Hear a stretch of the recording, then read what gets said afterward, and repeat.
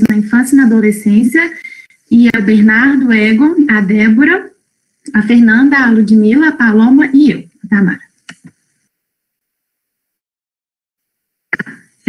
Nas classes sociais mais pobres, as infecções respiratórias agudas ainda se constituem como uma importante causa de morte em crianças pequenas, principalmente menores de 1 ano de idade. Os fatores de risco para morbidade e mortalidade são a baixa idade, condições socioeconômicas precárias, desnutrição, déficit no nível de escolaridade dos pais, poluição ambiental, de onde a criança fica, e assistência de saúde de má qualidade. A asma e a rinite são doenças respiratórias crônicas com prevalências elevadas, comprometendo a qualidade de vida da população acometida e, consequentemente, acarretando os problemas de saúde pública. Essas doenças estão associadas com o hábito inadequado das crianças, como a redução da atividade física, o aumento do comportamento sedentário, favorecendo assim, o excesso de peso, né, a obesidade. E uma pesquisa nacional de saúde do escolar, ela aponta que os adolescentes brasileiros que estão em maior prevalência mundial com asma, com 23,2%, e nas crianças a prevalência de asma e rinite alérgica são 24,3% e 12,6%, respectivamente.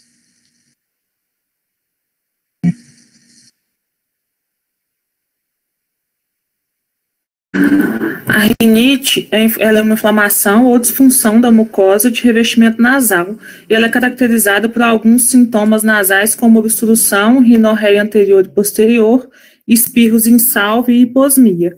E aí aqui a gente tem a prevalência por faixa etária e a classificação em rinite infecciosa, que ela é mais prevalente nos pré-escolares e ela é secundária às infecções principalmente virais. A rinite alérgica, que ela tem maior prevalência nos adolescentes e associada à exposição a alérgenos nos pacientes sensibilizados, e a rinite não infecciosa e não alérgica, que ela tem prevalência em pré-escolar, escolar e adolescente igual, e aí ela ocorre por exposição aos irritantes, por exemplo, a fumaça do cigarro, doença de refluxo gastroesofágico.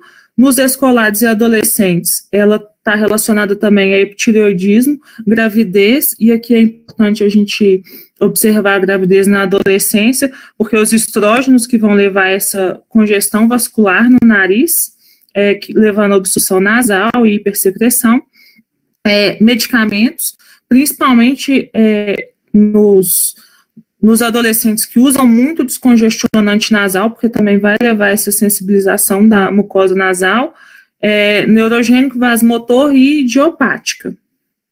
Pode passar, Tamara.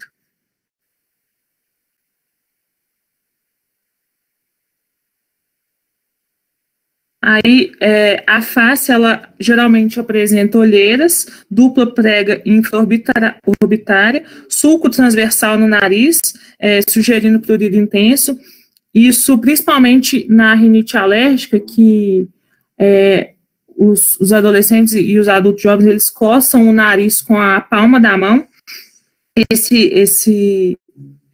Isso faz essa prega no sulco no nariz, e geralmente ocorre durante 2 ou mais dias consecutivos por mais de 1 hora, na maioria dos dias. A rinite, quando ela é causada por alergia respiratória, é necessário afastar essas substâncias que podem causar alergia para resolver essa rinite. Pode passar, Tamara. Volta. Isso. Aí aqui nesse quadro tem alguns dos alérgenos desencadeantes mais comuns. Aí são os ácaros, presente no pó, barata, fungo, animais com pelo, pólens, poeira de madeira, detergente e látex. Os poluentes,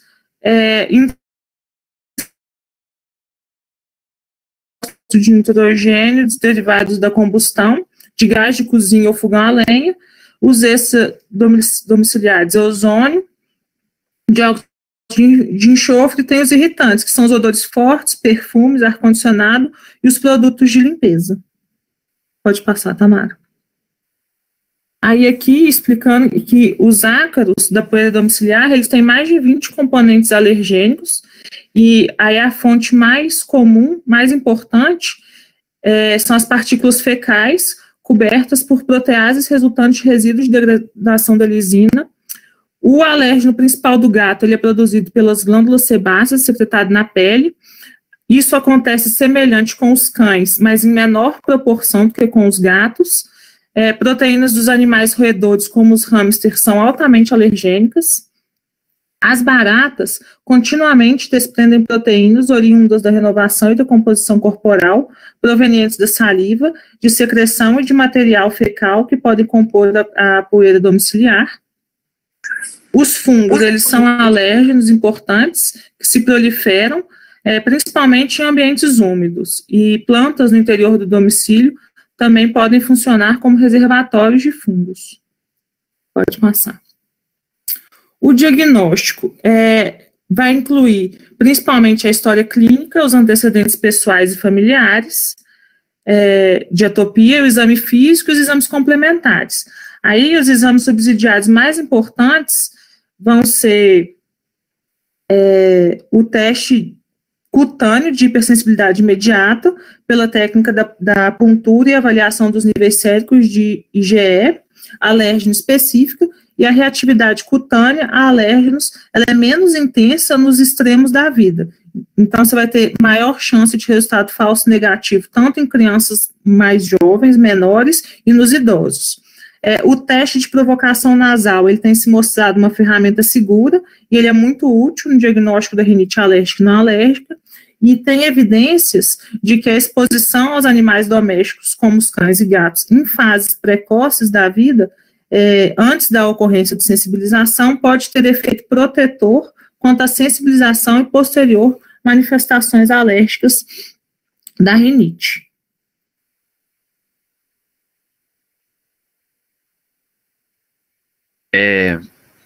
A asma é uma doença crônica do trato respiratório e ele é muito frequente na infância. Ela é uma crise causada, né, por uma obstrução e contração da musculatura lisa no pulmão.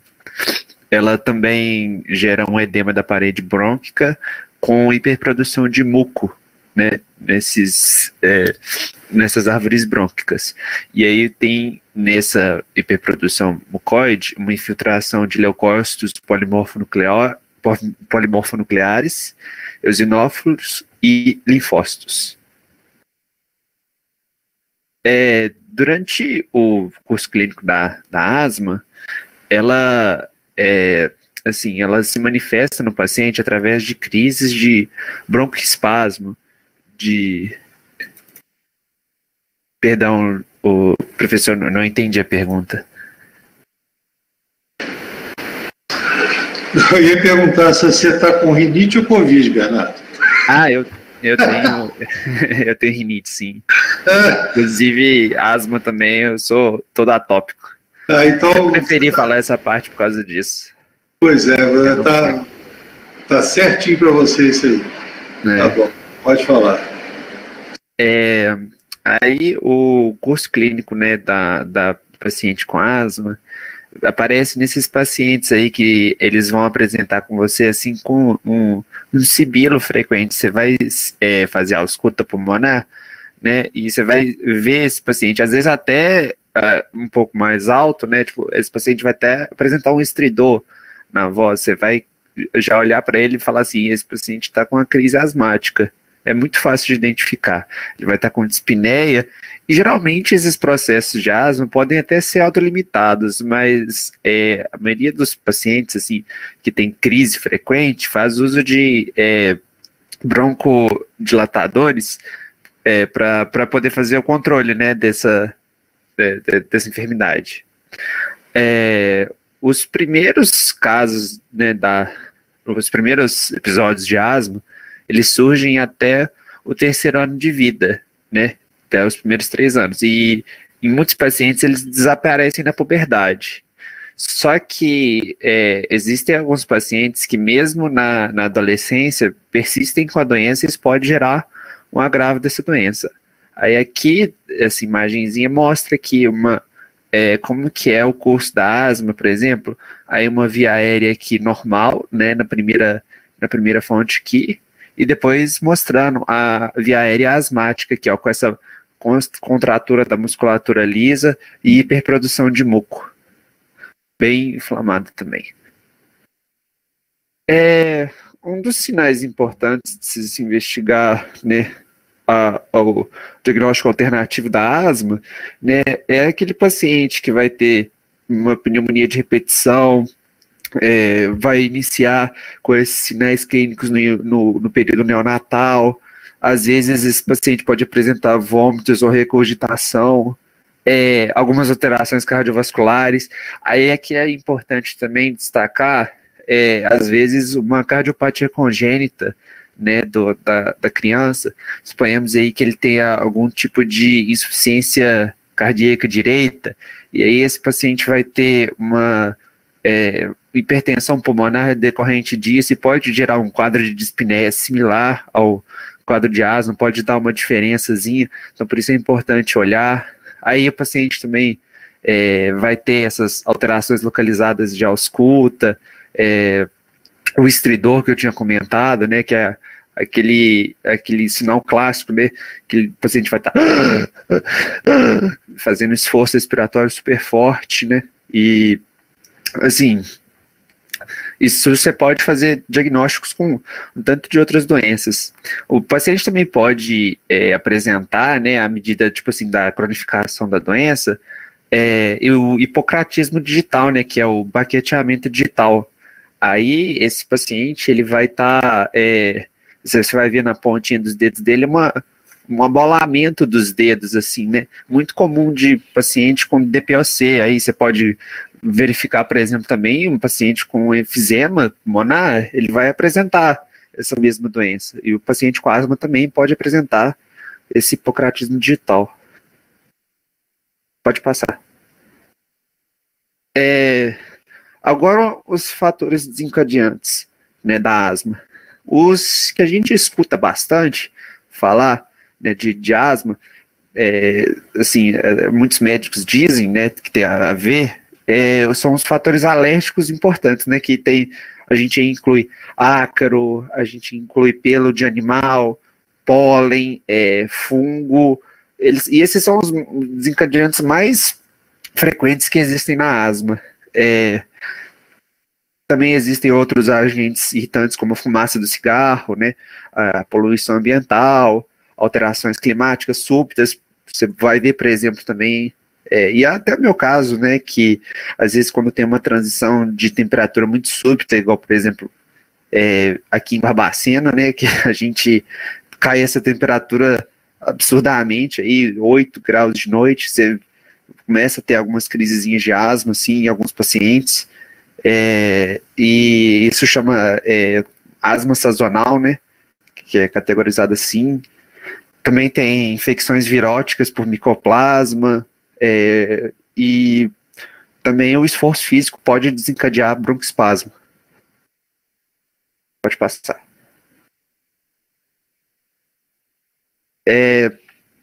Existe uma classificação a respeito da gravidade da asma do paciente.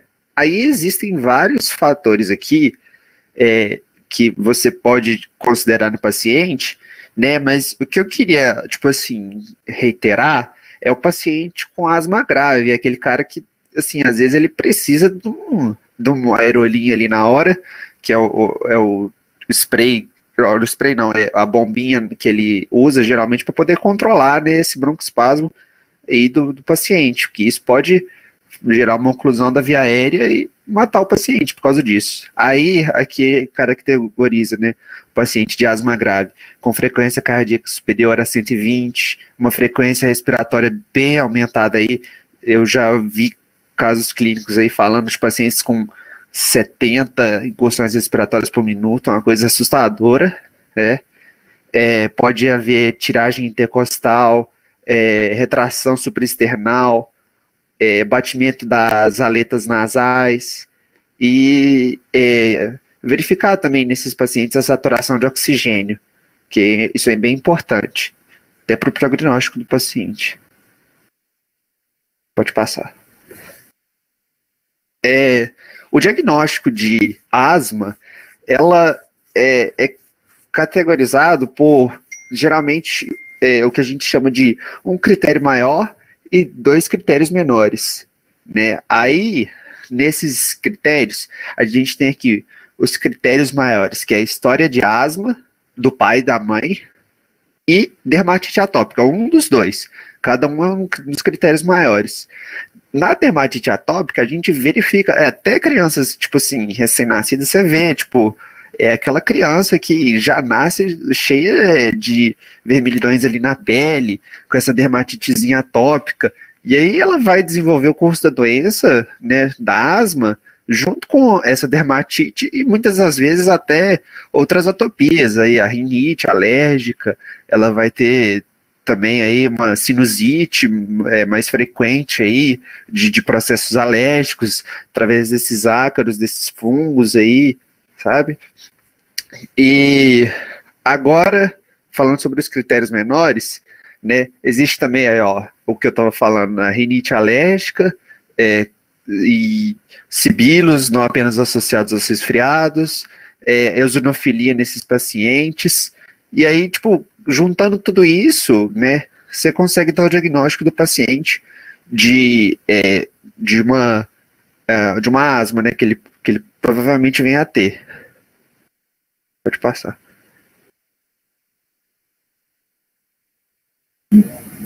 Boa noite, eu vou dar continuidade falando agora um pouco sobre o resfriado comum.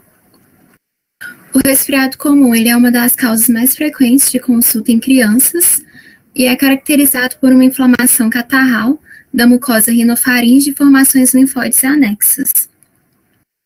As principais causas predisponentes são convívio ou contágio ocasional com pessoas infectadas, a desnutrição, o clima frio ou úmido ou quedas bruscas e acentuadas da temperatura atmosférica, condições de habitação e dormitório da criança e a suscetibilidade individual, que está relacionada também à capacidade imunológica. Pode passar. Os agentes etiológicos responsáveis são os vírus, principalmente adenovírus, rinovírus, coronavírus e o parainfluenza. A transmissão, como nós sabemos, ocorre através de gotículas de muco ou saliva e também pode ser por secreções transmitidas por mãos e objetos. O período de incubação ele dura de 2 a 4 dias e o quadro costuma se resolver em um período que vai de 7 a 10 dias. As principais manifestações clínicas são febre, que tem uma intensidade variável, geralmente ela é baixa, ali abaixo dos 39 graus, corrimento nasal mucoso e fluido, que é a coriza, obstrução parcial da respiração nasal, tornando-se ruidosa, o que pode trazer irritação principalmente para os lactentes, já que a alimentação pode ser dificultada devido a isso, tosse, falta de apetite, alteração das fezes e vômitos quando a criança é forçada a comer. Pode passar. O diagnóstico ele é essencialmente clínico, não sendo necessários, então, exames complementares. E com relação ao diagnóstico diferencial, nós devemos considerar 2 afecções, que é a gripe e a rinite alérgica. A gripe, ela geralmente apresenta sintomas com maior repercussão clínica, como uma febre mais alta, prostração e mialgia. Já a rinite alérgica, ela deve ser pensada quando a gente tem quadros recorrentes ou persistentes e que são desencadeados também por alérgenos ambientais e não tem febre. A evolução do resfriado comum, ela é autolimitada, mas pode evoluir ocasionalmente para sinusite, otite média e pneumonia, que são afecções que nós vamos ver nos próximos slides. Bom, embora a otite ela não seja necessariamente uma infecção de via aérea, ela é uma importante fisiopatologia, como a gente vai ver, eu vou falar um pouquinho mais para frente sobre os fatores predisponentes. Então, a gente vai falar dela rapidamente, só para que a gente possa conhecer e lembrar de pesquisar, como também é uma importante verificação no exame físico, né? utilizando o otoscópio. O que é a otite? Seria a inflamação das cavidades, ou das cavidades da orelha média, ou da mucosa que as recobre, ou da própria membrana do tímpano. E ela é caracterizada muitas vezes por dor, febre, choro frequente, dificuldade para sugar e alimentar, irritabilidade, e o diagnóstico ele vai ser confirmado pelo otoscópio. Lembrando que a aferição ela vai ser feita primeiro no ouvido saudável, em casos unilaterais, para depois a gente verificar o ouvido que a gente pensa está acometido pela inflamação. E o abalamento da membrana timpânica é o sinal clínico mais importante que a gente vai ver, assim como o edema e outros sinais de inflamação. Pode passar, Tamara. A etiologia. Em caso bacteriano, a gente tem o pneumococo, o influenza e o catarrales como principais. Muitos desses casos eles vão evoluir para cura espontânea, não sendo necessário tomar antibióticos. E quando principalmente é causado por vírus, a cura espontânea ela é bem recorrente. Pode passar. Então, como eu havia dito, os fatores predisponentes, às vezes, muito presentes no cotidiano da criança e do adolescente. Então, por exemplo, crianças que têm otite média aguda recorrentes, pode ser por causa de quadros de base de rinite, hipertrofia das adenoides. Então, a gente tem sempre que pesquisar essas duas doenças quando a criança ela apresenta quadros repetitivos dessa inflamação. Em relação às crianças menores, alimentação em posição horizontal é uma causa frequente, porque vai propiciar o refluxo alimentar pela tuba, e vai ser mais, o espaço, vai ser mais curto e horizontal na criança. Crianças que vivem em ambiente úmido, ou, nesse caso, mais adolescentes, por exemplo, adolescentes que têm natação na escola, que mantêm o pavilhão auricular, principalmente externo, umedecido, propicia a proliferação bacteriana da própria flora, do pavilhão auricular. Filhos de pais fumantes, isso acompanha desde a criança até a adolescência, muitas vezes, por causa da provocação do edema que a fumaça tem nas vias respiratórias e também na mucosa do pavilhão auricular. Diminuição da umidade relativa do ar também pode provocar otite. E a limpeza inadequada, com cotonetes, grampos e outros, tanto por tirar a proteção que a cera oferece, como pelo fato de que muitas vezes a limpeza incorreta, ela vai fazer com que haja rolhas de cera que vão prejudicar e vão aumentar a proliferação bacteriana no local. E se é recorrente, lembrar que pode causar déficit auditivo, principalmente na infância, e em raros casos pode cursar com mastoidite, mas são casos mais graves e mais raros, e são tratados com antibiótico, como, por exemplo, a penicilina.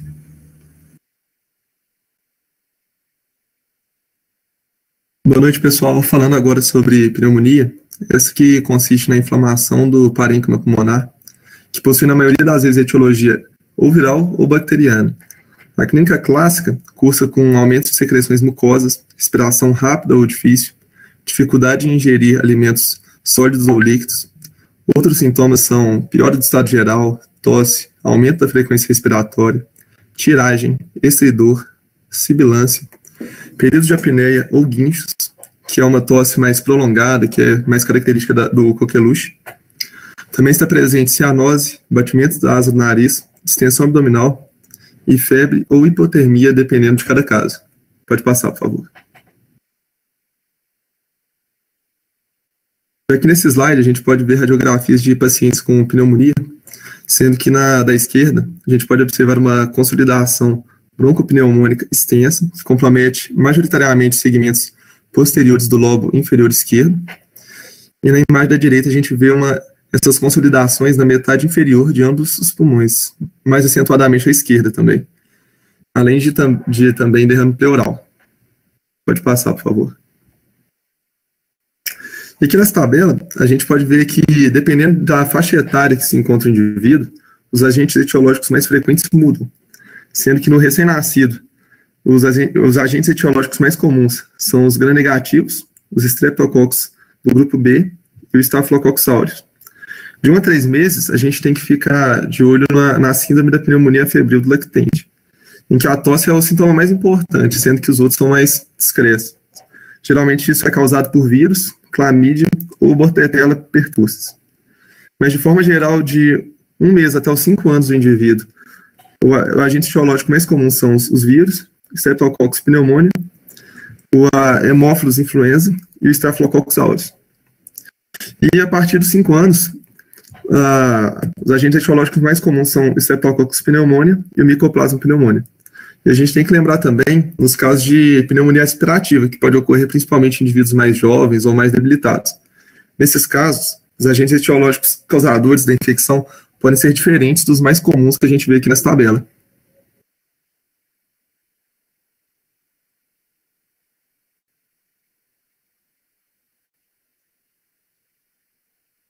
Agora eu vou falar de sinusite. Ela é desencadeada pela obstrução dos ossos de drenagem dos seios da face, favorecendo a retenção de secreção e a infecção bacteriana secundária. Caracteriza-se por uma tosse noturna, secreção nasal com presença ou não de febre, sendo que raramente há cefaleia na infância. Casos de recidivantes são geralmente causados por alergia respiratória e possui como fatores predisponentes episódios mais frequentes de resfriados, muitos episódios de resfriados, crianças que vivem em ambiente úmido ou filhos de pais fumantes e diminuição da umidade relativa do ar. Aí aqui, na imagem à esquerda, é uma tomografia computadorizada no plano axial, mostrando uma sinusite etimoidal e esfenoidal à direita, com uma complicação complicada com uma coleção de líquido, que seria esse abscesso, junto à parede medial da órbita. E essa imagem da direita, dá para a gente ver mais claramente os seios nasais, à esquerda que eles estão livres, que no ar mostra o ar no raio-x é preto, né? E o seio nasal obstruído aqui à direita, mais embaixo.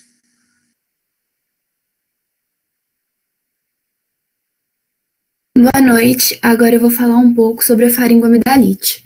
A faringoamidalite é um processo inflamatório que atinge as amígdalas. Ela é muito frequente na infância, principalmente nas crianças entre 3 a 6 anos de idade.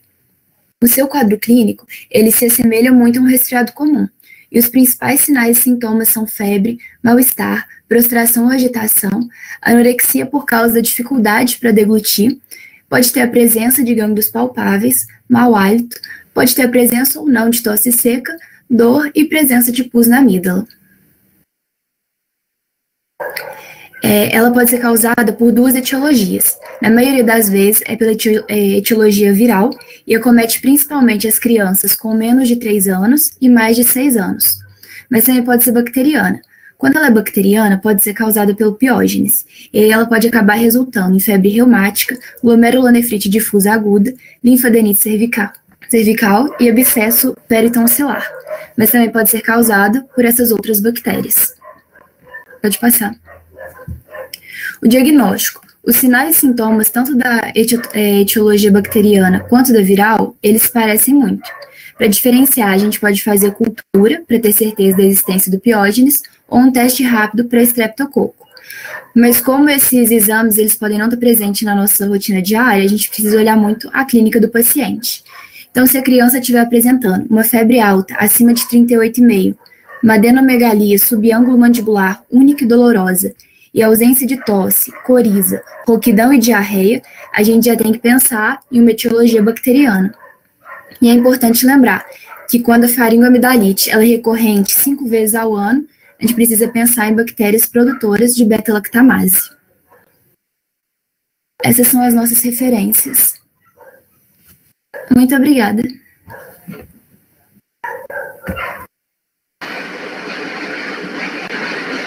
Muito simpático esse último slide seu aí. Parabéns. Hoje eu estava conversando com uma mãe de paciente, né, aqui no consultório, e eu estava falando com ela que dessa vez vocês vão ter que dar valor para os professores. Não estou falando de professor universitário, igual eu, outros aí que tem. Estou falando de professor fundamental, tá? Porque as mães estão ficando em casa com esses pestinhas o dia inteiro, tendo que ensinar, tendo que ajudar nas aulas, e a gente vê o que os professores passam dentro de sala de aula, o que passaram com meu filho, o que passaram com vocês, o que estão passando agora com as crianças. Vocês imaginam a dificuldade que existe, mesmo vocês que já são mais velhos, você imagina a dificuldade de uma criança ficar na frente de uma tela 3, 4, 5 horas direto durante o dia. É interessante que lá no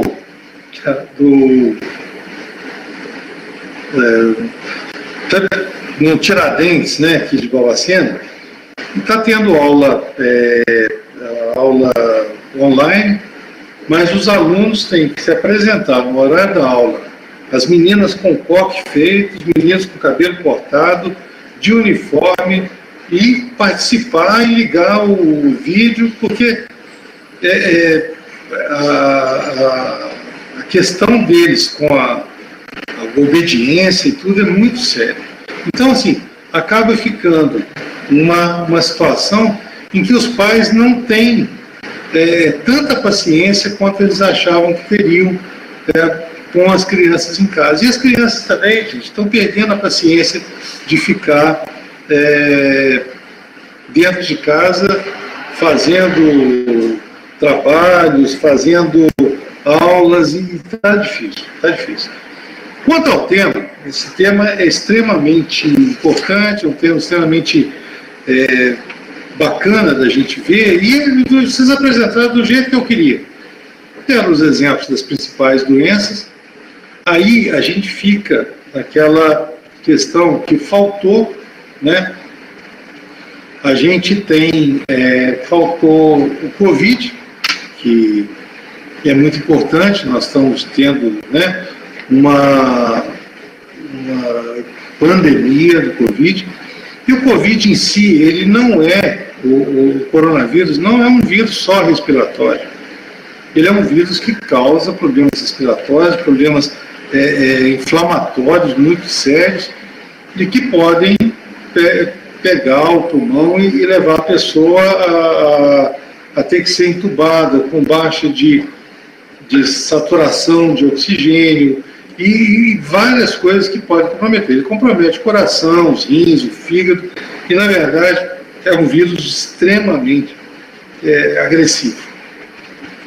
A Tamara falou, né, na introdução, a gente tem que lembrar que muitas vezes o estilo de vida do adolescente leva a piora dos problemas respiratórios dele, como a questão do cigarro, a questão do crack, a questão da maconha inalada, que pode realmente provocar problemas. Vocês vão ver na aula que eu vou dar sobre uso de substâncias psicoativas, né? A Débora falou sobre a rinite, da questão da hiposmia. Hoje nós estamos com um problema muito sério, porque todo mundo que chega com anosmia ou hiposmia na rinite também pode ser classificado como Covid. A pessoa começa a espirrar, o espirro, né, o quadro de rinite leva o que acontece? O nariz, ele tem como função filtrar, deixar o ar mais úmido, umidificar o ar, e também a função de deixá-lo mais quente. Ele ajuda a você não levar para a garganta, para o pulmão, um ar impuro, frio e seco. Então, o que acontece? Quando a pessoa respira mal pelo nariz, respira muito pela boca, ela pode apresentar, por exemplo, quadros de dor de garganta, etc, etc. E o Covid, ele leva ao mesmo problema. A pessoa não sente gosto, não sente cheiro, e acaba que você tem uma dificuldade de diagnóstico muito grande. Então, a pessoa chega com dor de garganta, às vezes a febre, na rinite alérgica, a febre é um sinal que quase sempre tem que te levar para algum outro diagnóstico. Quem sabe uma rinocinusite, alguma coisa desse sentido. Então, tá. Você falou sobre a questão dos descongestionantes nasais. Hoje a gente usa muito menos, principalmente a fenilefrina, né? Que muita gente gosta de aplicar Nelsoro, outras A gente usava até para criança, hoje em dia, graças a Deus, paramos. E o importante da questão da higiene ambiental, né? A parte psicológica de você ter animais, mesmo que os de pelo e pena, para a criança ajuda tanto que muitas vezes a criança não tem as crises de asma, não tem as crises de rinite, porque psicologicamente o animal faz muito bem para ela. E nós temos a questão da higiene também. É interessante que nos países nórdicos e na Inglaterra, a gente tinha aquelas crianças muito higienizadas, roupa limpinha, não pisava no chão. Agora eles estão mandando a criança pisar na lama, ir para a fazenda, ter contato com animais, porque você não tinha contra o que produzia anticorpos, né, e produzia contra o próprio corpo. Então, as doenças autoimunes aumentaram muito nesse país, justamente por causa dessa questão da higiene. Tá? Na questão do ácaro, existem pesquisas demonstrando que travesseiros velhos costumam ter 1/3 do peso dele em ácaros. Vocês imaginam o que é isso para a pessoa que tenha rinite alérgica ou asma, que é extremamente importante, né? O Bernardo estava tendo a crise dele lá de rinite, falou sobre asma, e a asma é uma doença extremamente frequente. Para vocês terem uma ideia, a mortalidade para a asma, ao invés de diminuir, ela está aumentando, né, por causa da poluição, por causa do cigarro, por causa da qualidade de vida, por causa até dessa questão da higiene, que a pessoa está provocando, formando anticorpos contra o próprio organismo. E uma coisa interessante, Bernardo, que a gente tem que sempre lembrar, que a asma, além de provocar broncoconstrição, ela provoca também uma reação inflamatória muito intensa no bronco e também nas pequenas vias aéreas, que são os bronquíolos. Então, o que acontece? Muitas vezes o uso simples do spray beta-2 adrenérgico, como a Aerolin, né, o salbutamol, ele não consegue tirar a pessoa da crise. Então, é necessário o uso do corticosteroide também. Quanto mais grave a asma, melhor ela tem que ser mantida. Ou seja, a pessoa muitas vezes tem que usar durante o ano todo os sprays, tem que fazer o uso muitas vezes frequente de corticosteroide oral, que não é uma boa, mas a gente às vezes não tem outra opção.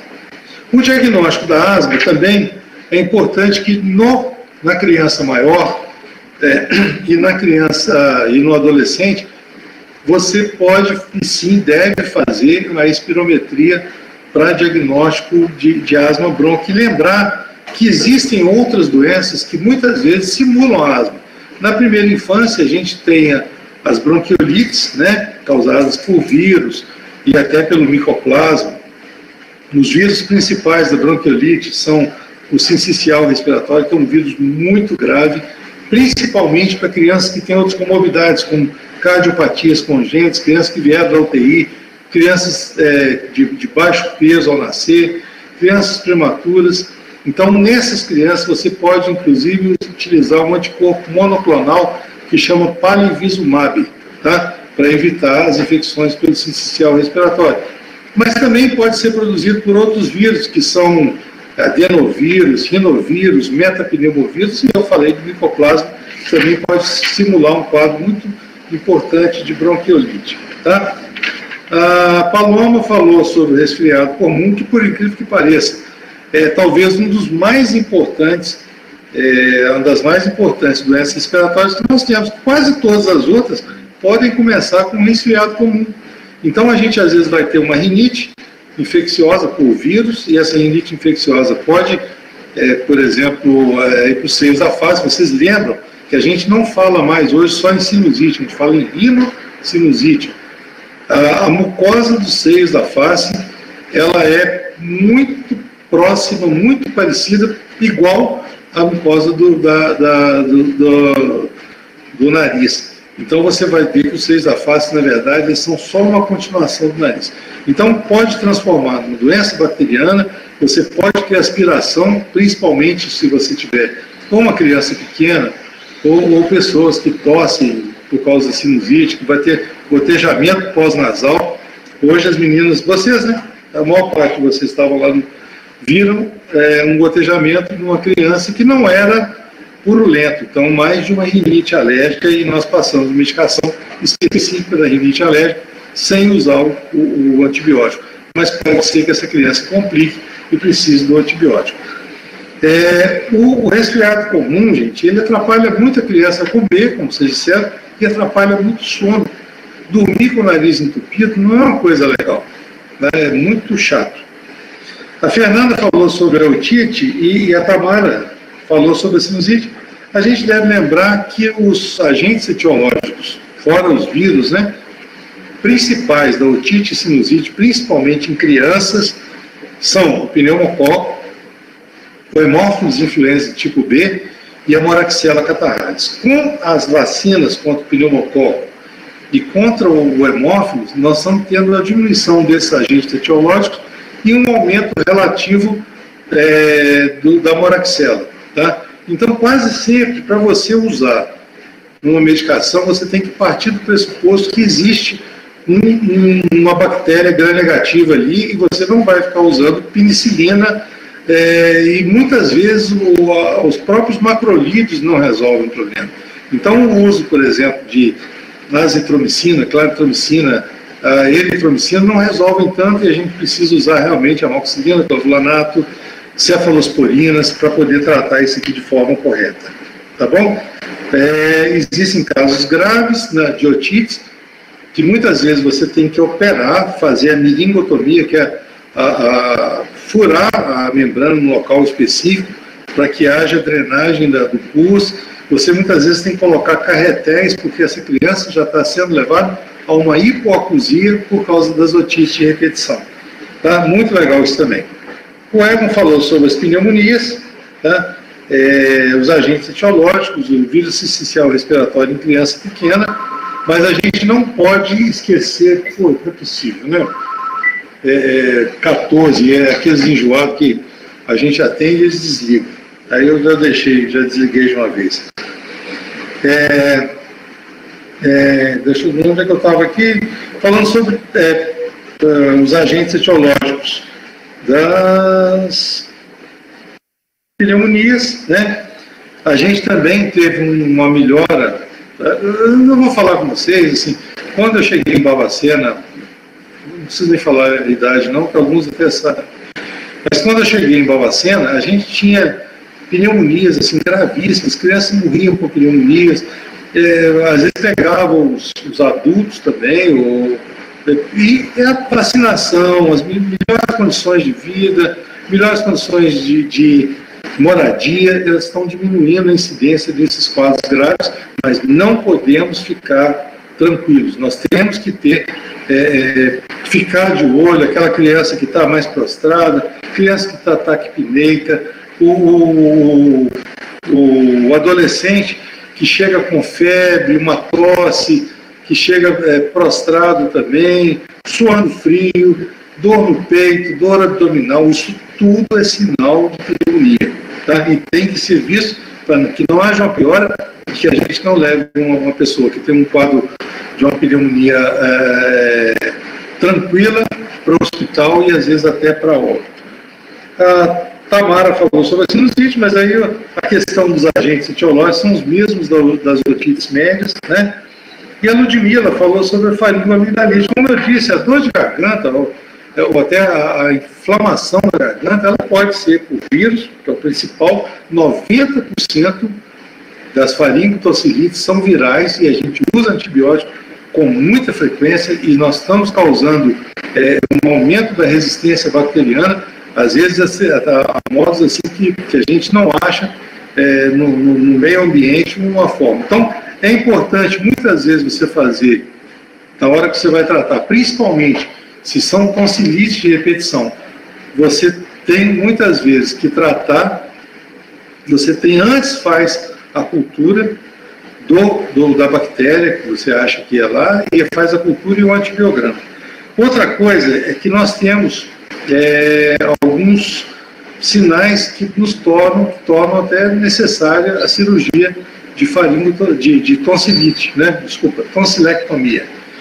Essa tonsilectomia ela é feita quando a criança ou adolescente tem mais de 7 infecções num ano, ou 5 a 6 infecções em 2 anos seguidos e 3 a 4 infecções em 3 anos seguidos, por ano. Tá? Então a gente às vezes tem que pensar na cirurgia quando a pessoa tem isso. Mas a cirurgia em si, ela não resolve todos os problemas, que a pessoa deixa de ter as tonsilites e começa a ter as faringites, que a garganta continua lá.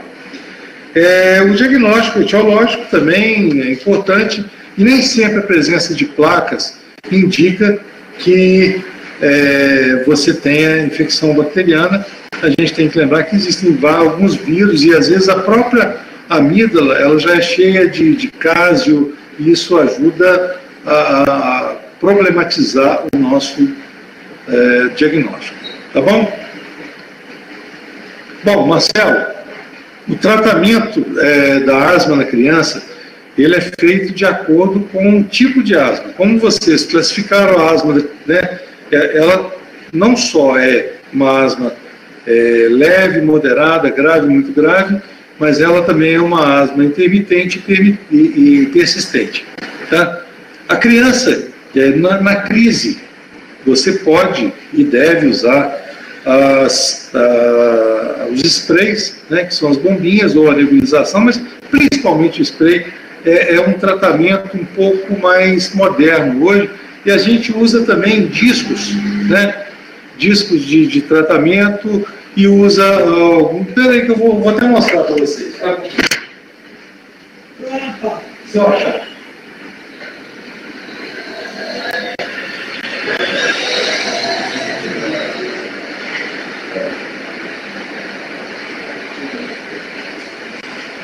A gente usa, às vezes, por exemplo, no Lugano, são essas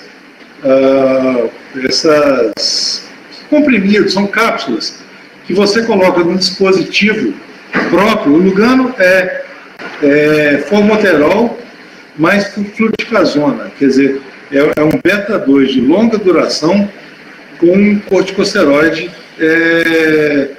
que você pode usar diariamente, e você muitas vezes usa Seletide, Pubicorte, etc. E durante as exacerbações você usa também um beta-2 de curta duração. Acabou, você vai fazer um controle ambiental bem feito, você vai usar corticosteroide de longa duração, né? Ou você usa corticosteroide com beta-2 de longa duração, ou o corticosteroide sozinho, sem o beta-2, que a gente tem no SUS, o Clenil, né, a beclometasona, e o Aerolin, que é o salbutamol, que você pode pegar de graça, tanto nos postos de saúde quanto nas farmácias, essas farmácias que dão produto de graça, que eu esqueci o nome agora. Então, a gente precisa pegar um remédio para Alzheimer também, que tá? Então, na verdade, você pode fazer vários tipos de tratamento dependendo da gravidade da asma e da sua ocorrência. Tá bom? Bom, tem disponível no SUS também.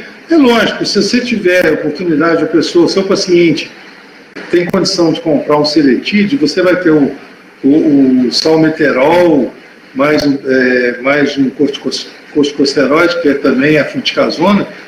Você vai tratar seu paciente melhor. Mas, se não tiver condição, você usa o Clenil, que é a beclometasona, e usa o Aerolin. Tá bom? Bom, muito boa a apresentação. Da mesma forma que as meninas hoje foram bem no ambulatório, tiveram alguns casos assim legais lá, a gente pôde ver bastante coisa. A gente também teve uma apresentação muito boa e que, ainda, além de tudo, os rapazes que entraram no grupo deram conta do recado, tá bom? Agora, eu vou fazer o seguinte, eu estou com 3 grupos aqui e a gente vai sortear 3 temas, que são síndrome metabólica, dor abdominal recorrente e hepatites virais, tá? Então, eu vou ficar aqui, se tiver alguma coisa mais falada, eu vou ficar aqui com a tela grande e para vocês verem os... Deixa eu ver, aqui está difícil porque...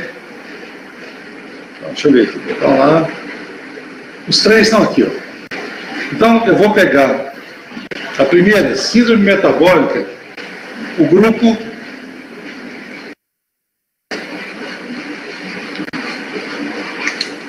O grupo B é a Júlia Lage, Eduarda Souza, Fúvia, Marcelo, Laura, Isadora e Luciana. Esse grupo já apresentou, não já? Espera aí.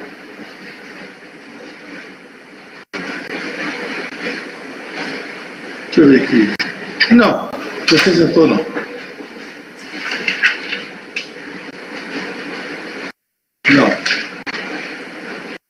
Não apresentou não. Então esse grupo B vai síndrome metabólica no dia.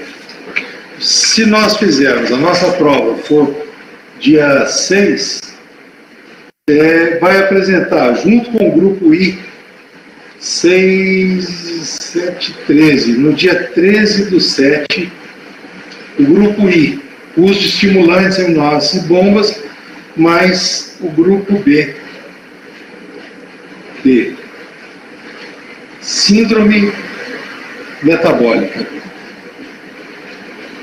Ok? No dia 20/7, se Deus quiser, né, gente? O grupo...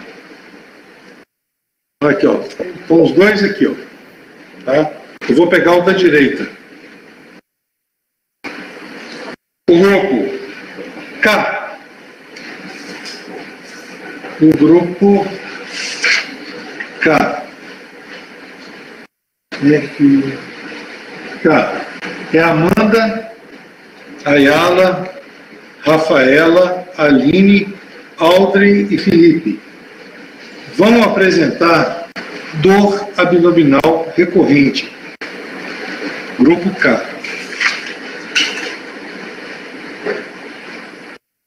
Grupo K. Dor abdominal recorrente. Aí nós vamos ter mais uma prova. Então, no dia 20 mesmo, o grupo J, o grupo J,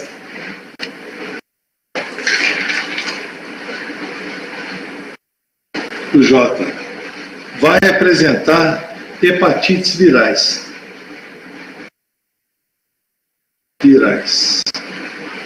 Grupo J. Ok? Então, depois eu passo isso aí para a Ana Clara, Ana Clara ou Maria Clara. Deixa eu ver aqui.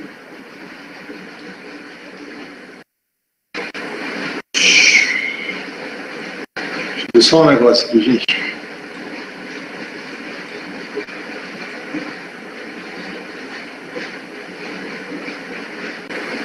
Maria Clara, né, que é outra representante.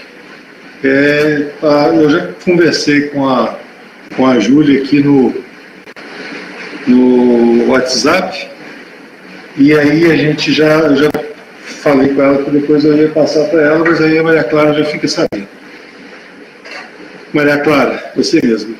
Aqui, gente, então, muito obrigado. A princípio, semana que vem, nós teremos aula na terça-feira e provavelmente na quarta também. Tá bom? Eu quero agradecer muito a vocês. Mas não... eu fiz a chamada já, tá bom? Printei aqui a chamada. Qualquer um que não tiver na próxima chamada lá no Canvas, me dê um alô, que agora eu não tenho mais não, porque apareceu um monte de gente agora no final. Ok? Muito obrigado a vocês, boa noite, estudem bastante, estarei sempre à disposição. Deixa eu desligar aqui. Aí foi muito bem apresentado a aula, viu, gente? End meeting. Tchau para vocês. Tchau, gente. Obrigado a vocês, tá? Boa noite.